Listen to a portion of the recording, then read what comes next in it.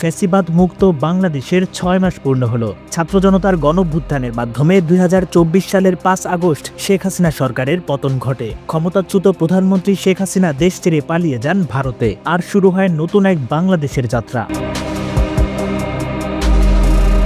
সারা দেশ জুড়ে বিক্ষোভ, রাস্তায় নেমেছিল লাখো মানুষ।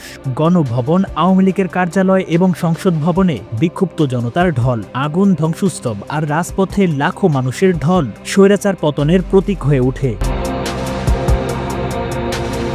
শুধু শেখ হাসিনা নন, তার সরকারের মন্ত্রীরা একে একে আত্মগোপনে চলে যান। কেউ পালিয়ে যান বিদেশে, কেউ ধরা পড়েন আইনশৃঙ্খলা বাহিনীর হাতে।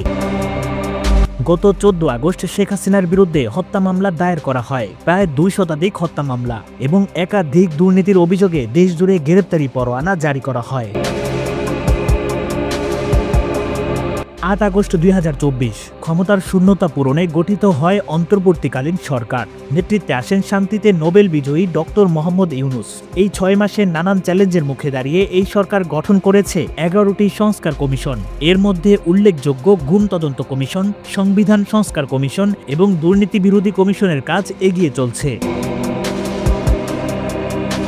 এত চ্যালেঞ্জের মুখে নতুন সংকটের মুখে পড়ে অন্তর্বর্তীকালীন সরকার। এর মধ্যে উল্লেখযোগ্য নিত্যপণ্যের মূল্য বৃদ্ধি, আইন শৃঙ্খলা বাহিনীর চ্যালেঞ্জ, গার্মেন্টস শ্রমিকদের আন্দোলন এবং ছাত্রদের মধ্যে বিভক্তির ছাপ স্পষ্ট। আন্তর্জাতিক অঙ্গনে বাংলাদেশ এক নতুন পরিচয়ে। শেখ হাসিনার পতনের পর বিশ্ব নেতারা বাংলাদেশের গণতন্ত্র পূর্ণ প্রতিষ্ঠার প্রয়াসকে স্বাগত জানিয়েছে। তবে ভারত শেখ হাসিনাকে আশ্রয় দিয়েছে এবং তাকে ফেরত পাঠানোর অনুরোধে সাড়া দেয়নি।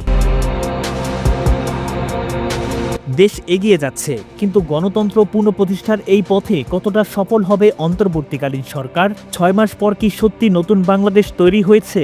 আমাদের সামনে কি অপেক্ষা করছে সেটাই এখন দেখার পালা।